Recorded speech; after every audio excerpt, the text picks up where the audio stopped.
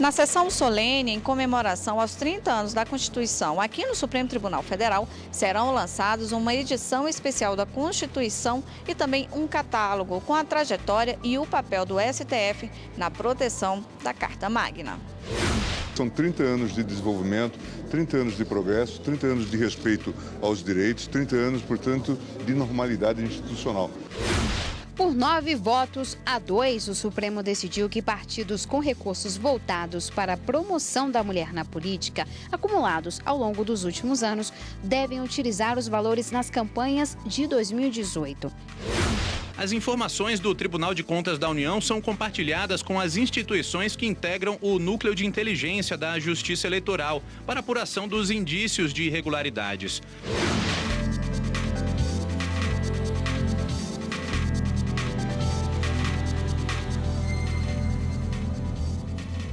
Olá, boa tarde. Boa tarde. A sessão de logo mais no Supremo Tribunal Federal tem uma pauta especial. Hoje não vão ser julgados processos, e sim comemorados 30 anos da Constituição Federal de 88 em uma sessão solene. A repórter Carolina Chaves tem as informações ao vivo sobre essa cerimônia. Boa tarde, Carol. Boa tarde, Galton. Boa tarde a todos. Olha, a abertura vai ser feita pelo presidente do Supremo Tribunal Federal, ministro Dias Toffoli, e também está previsto um pronunciamento do presidente da República, Michel Temer. 900 pessoas foram convidadas e a cerimônia deve durar cerca de 2 horas. Várias secretarias do tribunal uniram esforços para deixar tudo pronto a tempo. Vamos ver agora na reportagem como será a sessão solene. Tudo está sendo preparado para começar às 2 da tarde. Na programação estão previstos discursos de autoridades como o da Procuradora-Geral da República, Raquel Dodge, e do presidente do Conselho Federal da OAB, Cláudio Lamáquia. Os ministros do Supremo Tribunal Federal vão celebrar o aniversário da Carta Magna e o ministro Marco Aurélio vai ser o orador. Nós, brasileiros, estamos de parabéns por termos uma carta essencialmente democrática. Nós vamos celebrar e vamos celebrar com plena procedência a Constituição de 1988. E para minha honra, eu fui designado pelo presidente Dias Toffoli, o orador. Várias autoridades foram convidadas para a cerimônia, inclusive parlamentares que participaram na elaboração da Constituição. Após a sessão solene que vai ocorrer aqui no plenário do STF, os convidados vão para o Salão Branco, onde está tudo sendo preparado para o lançamento de um carimbo e um selo comemorativo dos Correios. Esse selo terá uma tiragem de 2.500 unidades e não será comercializado. Será usado exclusivamente nas correspondências enviadas pelo STF. Também vão ser lançados uma edição especial da Constituição Federal e um catálogo especial sobre os 30 anos, elaborado por servidores da Secretaria de Documentação do Supremo. Vimos aí na reportagem que serão lançados um carimbo e um selo comemorativo. Neles estão os desenhos da estátua Temis, que é símbolo do STF, e também o desenho dos 30 anos da Constituição Federal. A arte do selo foi criada por um designer gráfico, colaborador do Supremo Tribunal Federal, Jailson Belfort. Lembrando que toda a cerimônia será transmitida pela TV Justiça, Rádio Justiça, pelo Twitter, no @TV Justiça. Voltamos ao estúdio. Obrigada, Carol. E o plenário do STF decidiu liberar verbas acumuladas dos partidos para as candidatas que disputam as eleições deste ano. O STF julgou, nesse caso, um recurso da Câmara dos Deputados. Por 9 votos a 2, o Supremo decidiu que partidos com recursos voltados para a promoção da mulher na política, acumulados ao longo dos últimos anos, devem utilizar os valores nas campanhas de 2018. Mas o montante não pode fazer parte do percentual mínimo de 30% das verbas do fundo partidário para as campanhas, ou seja, são valores adicionais para as candidatas. Os votos de conclusão do julgamento foram dos ministros Celso de Mello e Gilmar Mendes. Me parece que se afigura recomendável, que como consequência vai permitir que os recursos financeiros de anos anteriores acumulados nas contas específicas de que cuidam os parágrafos 5º A e 7º do artigo 44 sejam transferidos para as contas individuais das candidatas no financiamento de suas campanhas eleitorais no pleito geral de 2018. O plenário vai voltar a discutir a responsabilidade do Estado em danos causados por fogos de artifício. O caso envolve a explosão em 1985 de uma loja que funcionava dentro de uma casa em São Paulo. Para os ministros Edson Fachin, Luiz Fux, Carmen Lúcia e Celso de Mello, era dever do município fiscalizar o estabelecimento. Não está em jogo aqui, a sanção administrativa está em jogo aqui. A situação de uma pessoa lesada, que tudo quanto ela pode provar em juízo, é essa a omissão do Estado. E no meu modo de ver, com a devida vênia, eu não consigo conceber algo justo em se impor à vítima mais ônus do que esse. Constatada a inobservância do dever legal de fiscalizar a instalação de atividade de risco, trata-se de responsabilidade objetiva do Estado, razão pela qual, observa o eminente ministro Fachin, compreendo a necessidade de reforma do acórdão recorrido. Já os ministros Alexandre de Moraes, Luiz Roberto Barroso, Ricardo Lewandowski, Marco Aurélio e Gilmar Mendes disseram que a loja funcionava clandestinamente e, por isso, o município não tinha obrigação de fiscalizar. Tudo sem nota fiscal, sem nada, protocolam algo, protocolam já sem os documentos necessários e já abrem e vão vendendo. Isso é uma indústria que ocorre e o poder público não tem a mínima condição de fiscalizar 100% de algo que é clandestino. E a questão aqui se resume na responsabilidade por um fato ilícito causado por terceiro, que instalou clandestinamente essa loja sem observar a legislação municipal. O julgamento foi suspenso após o presidente do STF, ministro Dias Toffoli, pedir vista. Os debates foram tão aprofundados e as discussões me colocaram em dúvida em relação ao meu pensamento inicial ao estudar a matéria. Eu vou pedir vista dos autos.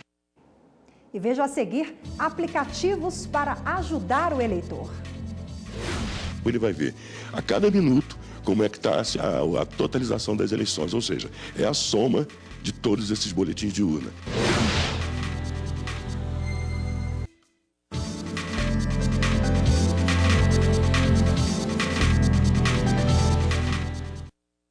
Eleições 2018. Um levantamento do Tribunal de Contas da União, com base em dados da Justiça Eleitoral, aponta mais de 12 mil casos de indícios de irregularidades em doações e gastos de campanha. A análise foi realizada pelo Tribunal de Contas da União com base na movimentação declarada à Justiça Eleitoral, superior a 42 milhões de reais. Foram considerados os dados disponíveis até o dia 29 de setembro. Foram identificados 12.172 casos de inconsistência em doações e gastos de campanha. Entre os indícios de irregularidades, casos como doadores inscritos no programa Bolsa Família, desempregados, parentes de candidatos e até mesmo mortos. Alguns desses casos chamaram a atenção dos órgãos de controle, entre eles funcionários de uma construtora que doaram quantias iguais, desempregados que doaram mais de 10 mil reais e um beneficiário do Bolsa Família que doou 4 mil reais. Os registros indicam que o financiamento público corresponde a 78% dos recursos doados para campanhas. Já o financiamento privado equivale a 22%. As informações do Tribunal de Contas da União são compartilhadas com as instituições que integram o Núcleo de Inteligência da Justiça Eleitoral para apuração dos indícios de irregularidades. Além do próprio TCU, integram esse núcleo o Ministério Público Federal, o Conselho de Controle de Atividades Financeiras, a Receita Federal e a Polícia Federal. E ainda sobre eleições, o Tribunal Superior Eleitoral colocou à disposição aplicativos para ampliar a transparência das votações e também facilitar a vida do eleitor. O aplicativo Boletim na Mão é uma segurança a mais para o eleitor. Ao término da votação, o resultado de cada urna eletrônica é impresso pela equipe de mesários e afixado na parede da respectiva sessão eleitoral. Neste papel consta um QR Code que, ao ser escaneado pelo celular, possibilita que o eleitor veja no aplicativo o boletim de urna. O acesso facilitado ao documento permite verificar se o boletim da sessão corresponde ao recebido pelo sistema de totalização de votos. Outra ferramenta desenvolvida pelo Tribunal Superior Eleitoral para dar mais transparência às eleições é o aplicativo Resultados. Com ele é possível acompanhar a apuração dos votos de todos os candidatos em tempo real, por tablet ou celular. Com esse aplicativo ele vai ver a cada minuto como é que está a totalização das eleições, ou seja, é a soma de todos esses boletins de urna. Ele vai pegando esses resultados e acompanhando se o candidato dele, como é que está indo, se está indo bem em cada município ou estado. Além da transparência nas eleições, o TSE preza pela comodidade para o eleitor. E por isso desenvolveu também o aplicativo e-Título. Na prática, é uma via digital do título de eleitor, porém com mais informações úteis para a votação. Pelo e-Título, o eleitor confere o local de votação e encontra atalhos para mapas e aplicativos de GPS. Às vezes, quando você vai votar, fica aquela tribulação, nem sabendo que você vota direito, aí você tem que estar procurando, às vezes você nem consegue chegar no local, né, onde você tem que ir. Agora que você conhece os aplicativos e-Título, Resultados e Boletim na Mão, falta apenas conhecer o Pardal. Este é um canal direto entre o eleitor e a Justiça Eleitoral. Por meio do Pardal, o cidadão pode fiscalizar as campanhas e denunciar os candidatos que desrespeitam a lei. É possível fotografar os flagrantes e enviar as denúncias diretamente para os responsáveis pela investigação. É um ótimo aplicativo, porque facilita para o eleitor denunciar possíveis irregularidades durante o pleito eleitoral. Com isso, nós damos transparência ao processo e permitimos que o cidadão participe da fiscalização da eleição.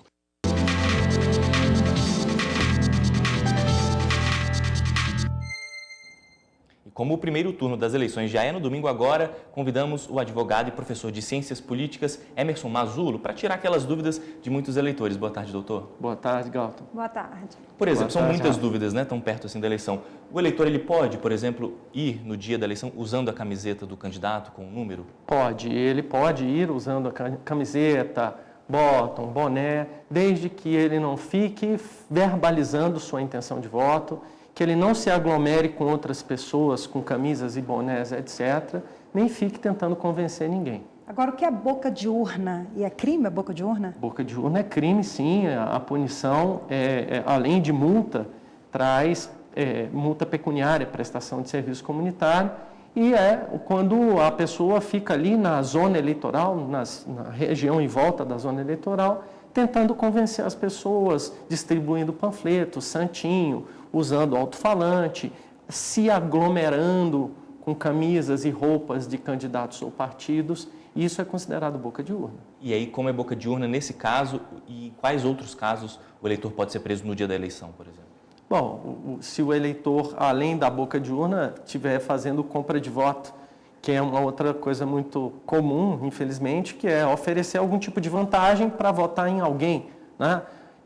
Seja a vantagem econômica, seja uma promessa de um cargo, alguma coisa. Eu me lembro, em estados do norte do Brasil, eu cheguei a ver em feiras ovos cozidos com o número do candidato. Então a pessoa ia lá e votava levando o ovo cozido. Isso é compra de voto? Isso é compra de voto. Então, quer dizer, além da boca de urna, tem a compra de voto, que não é só dar um dinheiro. Pode ser prometer qualquer coisa, um din-din, um picolé, qualquer coisa. Se é uma vantagem em dinheiro ou se é uma promessa de alguma coisa, é compra de voto. E como fazer essa denúncia? Como denunciar, por exemplo, se a pessoa conseguir ver essa situação acontecendo ali e descobrir que aquilo pode ou não ser uma boca de urna? Se está dentro da sessão eleitoral, é procurar a primeira autoridade identificada e informar o que está acontecendo, e isso vai ser então acionada a força policial local.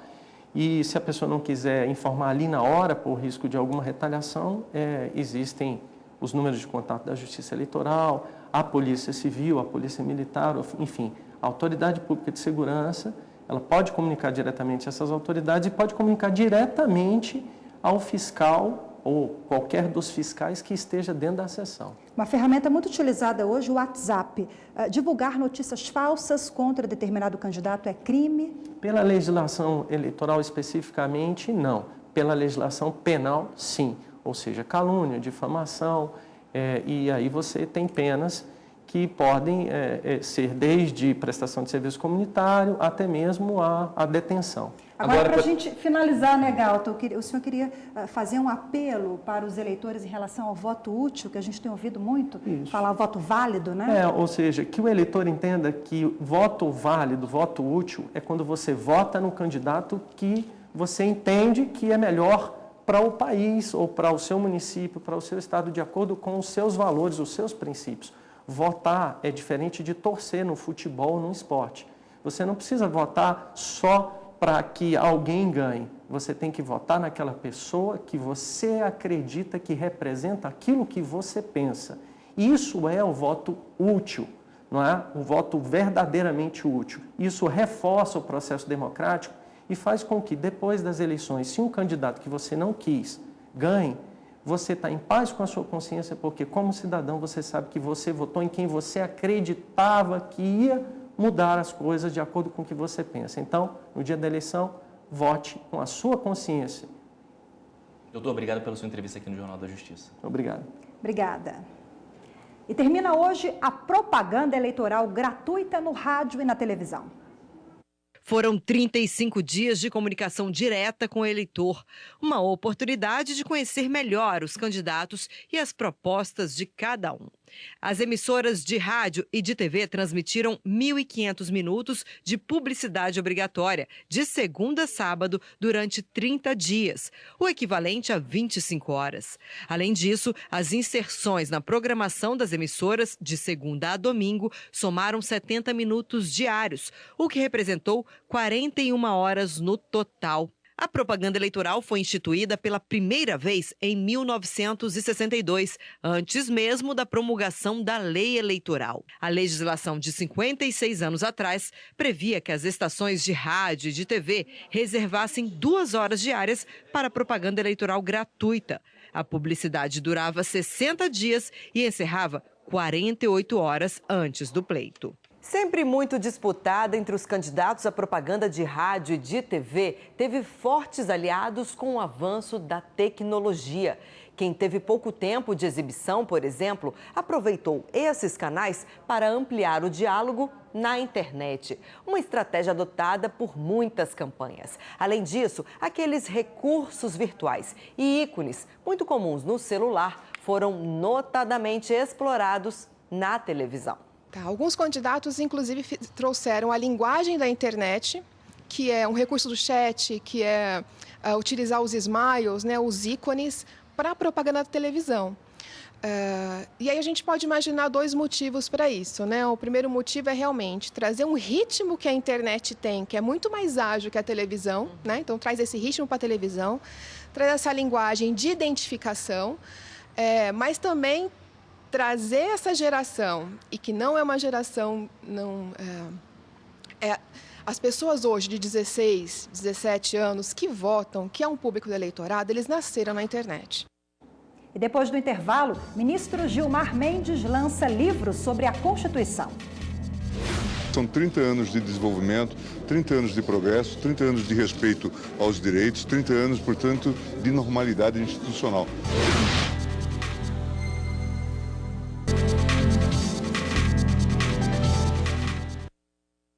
O plenário do Tribunal Superior Eleitoral julgou registros de candidaturas nesta quinta-feira. A sessão terminou agora há pouco e vamos ao vivo ao TSE conversar com o repórter Henrique Amaral. Boa tarde, Henrique. Boa tarde a todos. Os ministros do TSE aprovaram o registro de candidatura da ex-presidente Dilma Rousseff ao Senado Federal. Adversários acusavam Dilma de estar inelegível porque sofreu impeachment em 2016. Mas o plenário seguiu o entendimento do relator, ministro Luiz Roberto Barroso, de que a ex-presidente pode sim disputar as eleições de domingo. Isso porque, ao julgar o afastamento da petista da presidência da República, o Senado Federal não declarou a inelegibilidade de Dilma. E ontem à noite, o TSE realizou sessão plenária extraordinária. Veja agora os destaques. O plenário do TSE negou 12 pedidos de direito de resposta referentes às eleições presidenciais. Entre as ações, estava uma em que o candidato Jair Bolsonaro afirmava que a propaganda do presidenciável Geraldo Alckmin mentia ao afirmar que, se eleito, Bolsonaro diminuiria o imposto dos ricos e aumentaria o dos pobres. Mas, por maioria, os ministros entenderam não haver irregularidade na afirmação. A afirmação sabidamente inverídica, ela deve vir acompanhada de uma ofensa. Algo que possa tocar num sentimento do candidato a quem se tentou atingir. Mas aqui eu não vejo, com todo respeito, algo que extrapole o debate político. O TSE negou o registro de candidatura de Alcides Jesus Peralta Bernal, que pretendia se candidatar a deputado estadual pelo Mato Grosso do Sul. Ele foi considerado inelegível pelos ministros, já que teve mandato cassado em 2012, quando era prefeito de Campo Grande. A maioria do plenário entendeu que o político não poderia disputar as eleições do dia 7. Uma pessoa pode ficar inelegível por ser condenada por um conselho profissional. Agora, o prefeito municipal, que praticou crime de responsabilidade, foi condenado pela Câmara Municipal, ele pode sair imediatamente candidato a prefeito, se ele quiser. Isso é a desmoralização da função constitucional de fiscalização da Câmara dos Deputados, da Câmara dos Vereadores. Rosana Silva de Souza Pinheiro também teve o registro de candidatura à Câmara dos Deputados rejeitado pelo plenário do TSE. Os ministros entenderam que, como era secretária adjunta de trabalho de Guarapari, no Espírito Santo, ela deveria ter se desincompatibilizado do cargo 6 meses antes da eleição. As funções do exercente do cargo são condizentes com as de secretário municipal, sobretudo, aspas, a execução das políticas da administração municipal em sua área de atuação, fecho aspas, sendo-lhe reservadas, no organograma da administração pública municipal, as atividades inerentes aos programas municipais no tocante à assistência social, trabalho e cidadania, temas caros à sociedade civil e, eventualmente, inclusive, a substituição do secretário municipal. O TSE ainda manteve o indeferimento do registro de candidatura de Celso Jacob, que queria disputar a reeleição para a Câmara dos Deputados. O Tribunal Regional Eleitoral do Rio de Janeiro considerou Jacob inelegível por ter as contas rejeitadas quando foi prefeito do município carioca de Três Rios e por condenação criminal por falsificação de documento público e dispensa ilegal de licitação. O plenário afastou a inelegibilidade da rejeição de contas, mas considerou que o deputado não pode disputar as eleições de domingo por conta da condenação. Ministros da terceira turma do Superior Tribunal de Justiça condenaram a Rede TV e os humoristas, conhecidos como Mendigo e Mano Quietinho, a pagar indenização à mulher que teve imagem exposta durante o programa Pânico na TV. A mulher alegou que foi abordada em uma praia em Florianópolis pelos 2 humoristas. E mesmo se recusando a participar do programa, as imagens foram divulgadas sem autorização na televisão e na internet em um contexto desrespeitoso e com insinuações sexuais. Em primeiro grau, ela conseguiu indenização por danos morais, mas o Tribunal de Justiça de São Paulo considerou que não houve dano, porque não foi possível identificar o rosto nas imagens. O relator no STJ, ministro Marco Aurélio Belize, destacou que, embora o rosto tenha aparecido apenas de perfil, o corpo foi filmado e divulgado, e o direito à imagem abrange tudo que identifique a pessoa. O ministro ressaltou também que, mesmo que a transmissão tenha ocorrido por cerca de 5 segundos, sem autorização, a imagem não pode ser veiculada nem por 1 segundo. Foi definida a indenização de R$20 mil e proibida a veiculação das imagens sob pena de multa de R$1.000 por dia. E no momento em que a nossa Constituição completa 30 anos, o ministro Gilmar Mendes lançou a 2ª edição da obra Comentários à Constituição do Brasil. Coordenada por ele, o ministro também lançou um livro para marcar os 15 anos de atuação no Supremo. O evento foi realizado em Brasília e teve a presença de várias autoridades, como o presidente do STF, ministro Dias Toffoli. A 2ª edição do livro, Comentários à Constituição do Brasil, é formada por análises de juristas sobre a Constituição Federal, que completa 30 anos em vigor esta semana. A obra, que conta com textos de 146 autores, foi coordenada pelo ministro do STF, Gilmar Mendes. São 30 anos de desenvolvimento, 30 anos de progresso, 30 anos de respeito aos direitos, 30 anos, portanto, de normalidade institucional. Esse é o mais longo período de normalidade institucional da história republicana, pelo menos começado em 1891.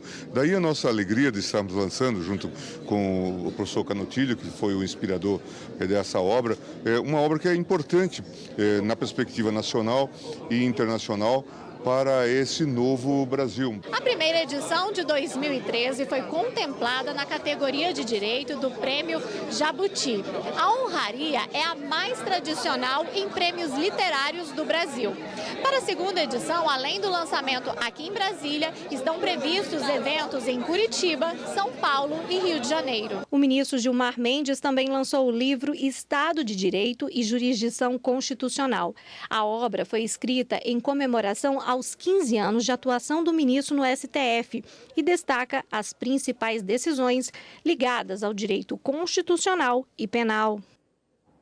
E o Jornal da Justiça de hoje fica por aqui. Lembrando que daqui a pouco tem sessão solene no plenário do Supremo em comemoração aos 30 anos da Constituição. A sessão, claro, vai ser transmitida pela TV Justiça e também no canal do STF no YouTube. Uma boa tarde para você e até amanhã.